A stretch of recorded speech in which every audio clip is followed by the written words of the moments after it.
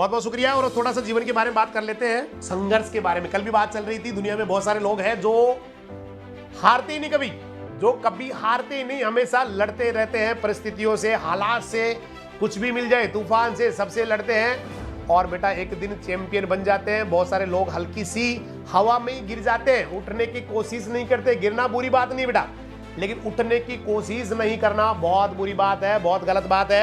तो कुछ लोग हिम्मत रखते हैं, कुछ लोग हार जाते हैं, और जो हार जाते हैं वो दुनिया से विदा हो जाते हैं, मतलब वो गुमनाम बन जाते हैं, उनकी हस्ती मिट जाती है, उनको कोई भी नहीं जानता है। लेकिन जो बेटा लड़ते हैं, हिम्मत रखते हैं, जो संघर्ष करते हैं, वो दुनिया के लिए मिसाल बन जाते हैं। और दुनिया में ऐसे कई हजार लोग हैं बेटा जिनके लिए मतलब क्या बताएं उनको, बोला जी कुछ नहीं हो सकता।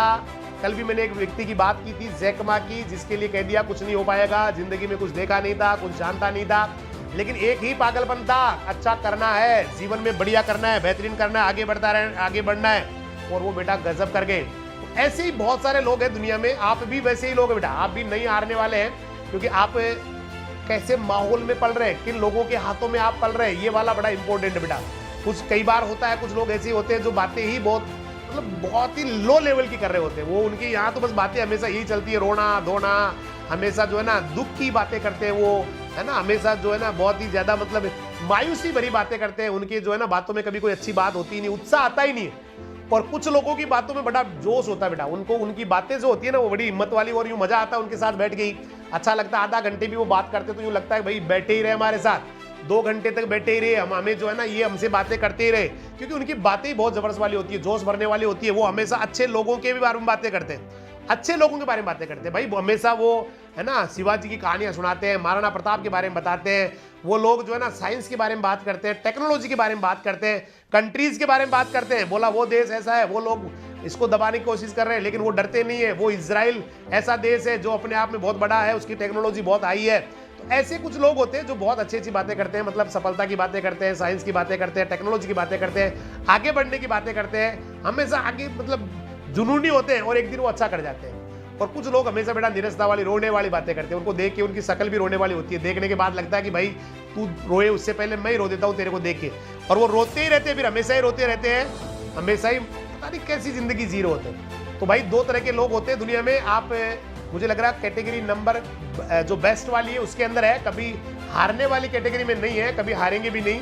और दुनिया में बहुत सारे लोग हैं जिनके बारे में लगातार सीरियल बना के चल रहा हूँ इन दिनों में। मैं किसी न किसी एक ऐसे व्यक्ति की कहानी लेके आता हूं जो दुनिया में है, जिन्होंने धमाल मचाया दुनिया में, जिनके लिए ये कहा गया कुछ नहीं कर सकता, लेकिन भाई वो कल भी मैंने सुनाया था भाई इतनी बार फेल फेल फेल, है ना भाई, दूसरी में 3 बार, 8वीं में 4 बार फेल, फिर उसके बाद एंट्रेंस एग्जाम दिया 30 बार फेल, उसके बाद में भी गजब कर गया, वो जबरदस्त कर गया। ऐसे ही लोगों के बारे में मैं सीरियल, अभी मैंने पूरा सीरीज चला रखा है, और आज भी मैं ऐसे ही एक व्यक्ति की कहानी लेके आया हूँ जो हिंदुस्तान के ही है, और जिनके लिए मतलब कुछ भी नहीं, बोला हो ही नहीं सकता, कुछ कर ही नहीं सकता, मतलब कूड़ा उठाया उन्होंने। कूड़ा जानते हो, कचरा उठाया, कचरा उठाने के बाद भी दुनिया में अपनी पहचान बनाई उन्होंने। मतलब बुरे बुरे दिन देखे, बहुत बुरे बुरे दिन देखे, ऐसे भी दुनिया में लोग हैं। तो ऐसे ही व्यक्ति के बारे में आपको बताने जा रहा हूं, और आज बताऊंगा मैं आपको सतीश आनंद जी के बारे में। हो सकता है आपने सतीश आनंद जी का नाम नहीं सुना होगा, लेकिन अभी मैं आपको बताऊंगा, उसके बाद में आप जब इनको गूगल पे सर्च करेंगे या कहीं भी इनको देखेंगे तो आपको लगेगा वाकई ये एक बहुत बड़ी पर्सनैलिटी है। उन लोगों के लिए जो हताश होते हैं, निराश होते हैं, जो जिनको लगता है कि हम तो कुछ कर ही नहीं सकते, हम तो बिल्कुल दबे कुचले हैं, हमारे तो कोई बिसात ही नहीं है, हमारी तो कोई जो है ना दुनिया में पहचान ही नहीं है, उन लोगों के लिए तो बहुत बड़ी एक शख्सियत है भाई सतीश आनंद जी, जिन्होंने जिंदगी में कूड़ा भी उठाया, संघर्ष भी किए, फेल भी हुए, लेकिन कभी रुके नहीं, फेल होने के बाद कभी रुके नहीं, हमेशा आगे बढ़ते रहे, और आज दुनिया के लिए बहुत बड़ी मिसाल है। तो सतीश आनंद जी की बात करूंगा, उससे पहले मैं आपको एक शेर सुनाऊंगा कि मंजिलें मिल ही जाएगी भटकते भटकते, मंजिलें मिल ही जाएगी भटकते भटकते, गुमराह वे लोग हैं जो घर से निकलते ही नहीं, खुशियां मिल ही जाएगी रोते रोते ही सही, बदनसीब है वह लोग जो हंसने की सोचते ही नहीं। मंजिल मिल जाएगी भटकते भटकते, गुमराह है वे लोग जो घर से निकलते ही नहीं, खुशियां मिल ही जाएगी रोते रोते ही सही, बदनसीब है वह लोग जो हंसने की कभी सोचते ही नहीं। तो डियर स्टूडेंट्स, आज मैं आपको बता रहा हूं सतीश आनंद जी के बारे में, और सतीश आनंद जी इंडिया के टॉप राइटर है, बुक्स के जो लेखक है, और उनकी बुक्स होती है टॉप सेलिंग बुक्स, और बहुत दर्द भरी कहानी है। मतलब हालात किसी को रोक नहीं सकते। उसकी जीती जागती कहानी है सतीश आनंद जी की कहानी। सतीश आनंद जी का गांव था नौतनवा, उत्तर प्रदेश के गोरखपुर जिले का। नौतनवा था जो गोरखपुर जिले का था, 90 किलोमीटर दूर। और बचपन में जहां पढ़ाई हुई, देखिए इनकी जहां स्टडी हुई, वहां पर इनके फादर 4th क्लास कर्मचारी थे, मतलब झाड़ू पोछा किया करते थे। उसी स्कूल में झाड़ू लगाते थे पापा जी, और उसी स्कूल में इनकी पढ़ाई हुई और सतीश जी यहीं से पढ़े। सतीश जी का घर स्टेशन के पास ही था, एक झोपड़ी नुमा घास फूस से ढका हुआ सा घर था। आर्थिक स्थिति बहुत ज्यादा खराब थी, ज्यादा बढ़िया नहीं थी, लेकिन बचपन में एक ही कसक थी, माता पिता का नाम रोशन करूंगा, इस शहर का, इस कस्बे का, मेरे गांव का नाम रोशन करूंगा। डॉक्टर बनना चाहते थे, बचपन से ही सपना था डॉक्टर बनूंगा। और उन्होंने सेंट्रल पीएमटी, उस समय आजकल नीट के नाम से होती है, उस समय सीपीएमटी के नाम से एग्जाम था, सीपीएमटी पास करने का दिमाग में बैठा लिया। लेकिन फाइनेंशियल कंडीशन इतनी खराब थी कि पैसा ही नहीं था और कोचिंग ही नहीं कर पाए, तो सीपीएमटी की कोचिंग कर नहीं पाए। सपना सपना ही रह गया, टूट गए। लेकिन हिम्मत नहीं आ रही, अंदर से नहीं टूटे, केवल एक हालात जो है ना, बाहर से हालात से इन्होंने समझौता कर लिया, कोई बात नहीं, मुझे सीपीएमटी में ना सही। फिर उसके पिताजी ने घर गिरवी रख के सीपीएमटी के लिए तैयारी भी करवाई, कोचिंग की तैयारी करवाई और सीपीएमटी परीक्षा भी हुई, लेकिन परीक्षा में पास नहीं हो पाए। देखिए पहले हालात ये थे, कोचिंग नहीं कर पाए, जैसे तैसे घर बेच के, अपना घर बेच के, जमीन बेच के इन्होंने तैयारी की, लेकिन वहां पर भी सफल नहीं हो पाए। अब दिमाग में आ नहीं रहा था क्या करूं, क्योंकि बुरे हालात थे, है ना, सब कुछ था ही नहीं। उन्होंने कहा मैं सीधा घर गया और पता चला कि घर भी हमारा नहीं था, क्योंकि घर को पिताजी ने मुझे पढ़ाने के लिए बेच दिया था। कहाँ जाऊं मैं? पिताजी जिस स्कूल में सफाई कर्मी थे, वहीं उसी मैदान में तंबू तान के रहने लगे। जब घर था नहीं तो वहीं पे रहने लगे, जहां पर उनकी स्कूल में सफाई चलती थी, वहीं पे तंबू तान लिया। और मैंने भी उनको फाइनेंशियली सपोर्ट करने का मन बना लिया कि घर की स्थिति, भाई बहन की पढ़ाई, मुझे कुछ करना है, और इसके लिए वो मुंबई आ गए। अब दिक्कत एक ही आ रही थी, अंग्रेजी भाषा, अंग्रेजी लैंग्वेज। कल भी हम जैक मा की कहानी में पढ़ रहे थे, कहानी हम सुन रहे थे कि जैक मा को भी अंग्रेजी का नॉलेज नहीं था, वही प्रॉब्लम आ गई थी और इनको भी अंग्रेजी में दिक्कत आ रही थी। और ये लखनऊ स्टेशन पे चले गए। वहां पर एक आदमी कॉल सेंटर का प्रचार, मतलब एक विज्ञापन लिख रहा था, उस जो कॉल सेंटर कंपनी का था, वो कोई नौकरी के लिए था, भाई कॉल सेंटर कंपनी में कुछ आदमी चाहिए। तो उस भाई को जाके पूछा, भाई कहाँ मिलेगी नौकरी? उसने कहा, भाई मैं नहीं जानता, मैं तो केवल यहाँ दीवार पोतने के लिए, विज्ञापन लिखने के लिए आया हूँ, लेकिन जो एड्रेस में लिख रहा हूँ उसके ऊपर चले जाइए और आपको शायद वहां नौकरी मिल जाएगी। लेकिन सतीश जी को कॉल सेंटर वॉल सेंटर कोई पता नहीं था, उनको तो बस एक ही था, मुझे काम करना है। वो दिए गए पते पे चले गए और वहां इंटरव्यू के लिए गए, तो वहां पर सारे लोग coat tie up to date आए थे, कोट पैंट सारा पहने हुए थे। उन्होंने रिसेप्शनिस्ट से पूछा, जी मुझे इंटरव्यू देना है, तो उन्होंने कहा, भाई आपके डॉक्यूमेंट्स और सीवी दे जाओ। सीवी शायद हो सकता है आप स्टूडेंट नहीं जानते होंगे, सीवी कहते हैं कुरिकुलम वाइटे, मतलब बायोडाटा, वो दे जाए। लेकिन सतीश जी को नहीं पता था सीवी क्या होती है। उन्होंने कहा, भाई मैं तो जानता ही नहीं हूँ सीवी क्या होती है। तो एक आदमी ने कहा, भैया सीवी जो होती है, बायोडाटा जो बनते हैं, वो साइबर कैफे में बनते हैं। तो वो साइबर कैफे में चले गए, बायोडाटा बनाए, इंटरव्यू का नंबर आया, तो एक व्यक्ति ने उनसे इंग्लिश में पूछा, जो क्वेश्चन थे इंग्लिश में पूछा, लेकिन उनको इंग्लिश आती नहीं थी, समझ ही नहीं पाए, और वहां पर सतीश जी को डिस्क्वालीफाई कर दिया। और उनके दिमाग में एक चीज बैठ गई थी कि मुझे अंग्रेजी तो सीखना ही पड़ेगा। अब दूसरे शहर में खाने के लिए जो है ना, कमाना के लिए जाना जरूरी था।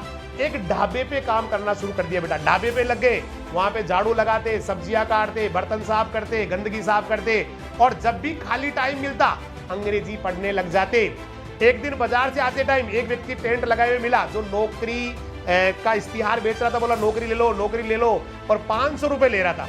उस आदमी ने कहा, भाई सतीश जी ने कहा, कितनी पगार मिलेगी? उन्होंने कहा, भाई 5000 रुपए प्रति महीना, मैं 500 रुपए लूंगा और आपको नौकरी लगा दूंगा और आपको 5000 रुपए मिलने लग जाएंगे।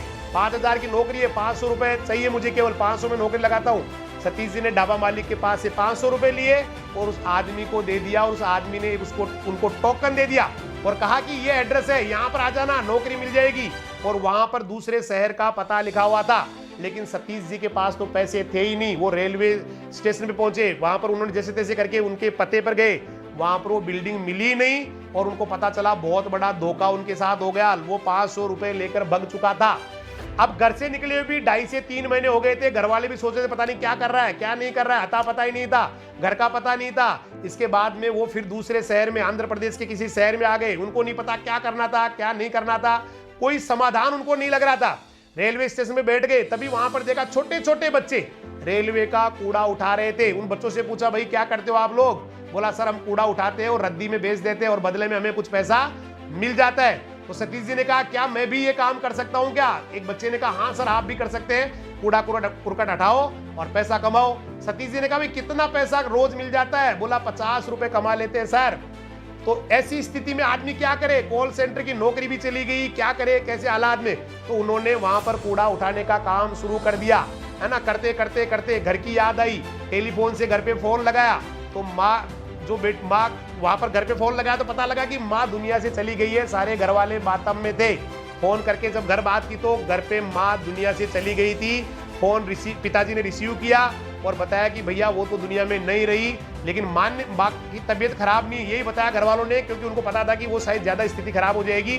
बस बहुत बड़ी मुसीबत उनको समझ में आ गई थी पूरी कहानी की, घर पे मातम चल रहा है, पिताजी मुझसे झूठ बोल रहे हैं। और उन्होंने भैया अपनी स्थिति, जैसी भी स्थिति उसके साथ घर पहुंचे माँ से मिलने के लिए, तो उनको पता था माँ चली गई है, लेकिन हिम्मत नहीं आ रही और यहीं से शुरू की उन्होंने राइटिंग। जो आदमी इंग्लिश नहीं जानते हैं उन्होंने इंग्लिश में ही किताबें लिखना शुरू कर दिया।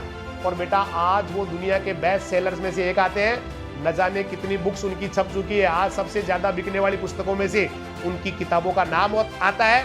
और आज वो दुनिया के बेहतरीन राइटर बेटा, सफल राइटर है, सफल ट्रेनर है। इसका मतलब हालात कितने भी खराब हो जाओ, आदमी को कभी झुकना नहीं चाहिए। सतीश जी की जो कहानी है, आप सोच सकते हैं कितने बुरे हालात से कहां से निकल के व्यक्ति कहां चला गया, और वो आज वर्ल्ड का टॉपेस्ट बेस्ट सेलर बुक्स उनकी चलती है। मतलब आदमी कहीं भी कुछ भी कर सकता है, बशर्ते कि वो कुछ करना चाहे। इतने बुरे हालात में जहां कूड़ा करकट उठाने की स्थिति आ गई, फिर भी आदमी हिम्मत नहीं आ रहा, इंग्लिश सीख रहे हैं और इंग्लिश की बेस्ट सेलर बुक्स लिख के आज दुनिया में धूम मचा रहे हैं। ऐसे व्यक्ति को राजधानी परिवार सैल्यूट करता है। और ये व्यक्ति बेटा आपके जीवन के लिए बड़े इंपॉर्टेंट हो सकते हैं, बहुत बड़े हो सकते हैं, क्योंकि आदमी कहीं से भी कहीं भी जा सकता है बेटा। सोचने की जरूरत है, दिमाग लगाने की जरूरत है, एक तूफान गदर मचाने की जरूरत है। सब कुछ आपके अंदर है, किसी चमत्कार की उम्मीद मत करना।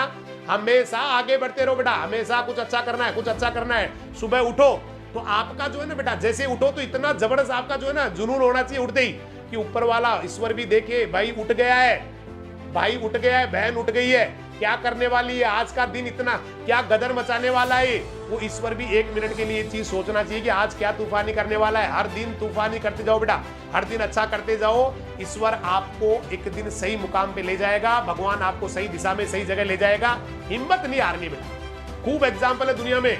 कल हम फिर किसी व्यक्ति के बारे में बात करेंगे जिसने गदर मचाई है। एक दिन बेटा मैं आपकी भी बात करूंगा कि उसने गदर मचाई है। एक दिन आपकी कहानी भी मैं लोगों को सुनाऊंगा, आपकी कहानी भी जो है ना लोगों को बताऊंगा। आप लगे रहे पागलों की तरह जुनून। कभी भी बेटा अपने आप को कमजोर नहीं पड़ने दे। जब भी कमजोर पड़े तो फिर याद कीजिए भैया 2 महीने बाद तो एग्जाम होना ही है, 2 महीने बाद एग्जाम होना है, 4 साल बाद में मुझे जो है ना मेरी डिग्री भी मिल जानी है, लेकिन उसके बाद मुझे जो है ना सफल होना है या फ्लॉप होना है जिंदगी में, वो तो फैसला ये 2 महीने ही करने वाले हैं, महीना भर ही करने वाला है, जो भी टाइम बचा वही करने वाला है। तो बार बार वो वाला टाइम याद कीजिए जो आपका आने वाला समय है। वो अगर आपको अच्छा बनाना है, ब्राइट फ्यूचर, और केवल आपका नहीं बेटा, आपका ही नहीं आने वाली पीढ़ी का भी, क्योंकि वो भी आपसे बड़ी उम्मीदें बड़ी दृष्टि से देख रही है कि मेरे कोई पीढ़ी में है जो मुझे बहुत अच्छा कर देगा मेरे लिए, कोई है जो मुझे बहुत ऊपर तक ले जाएगा, कोई है जो मुझे दुनिया के अंदर बेमिसाल बनाएगा। उस वाले टाइम को याद करके लगे रहिए बेटा तूफानी तरीके से, गजब तरीके से, क्योंकि आने वाला कल आपका है बेटा, आने वाला कल आपका है। हो सकता है आज आपको लग रहा होगा दुनिया कहाँ जा रही है, लेकिन एक दिन बेटा दुनिया से भी आप ज्यादा आगे जाएंगे।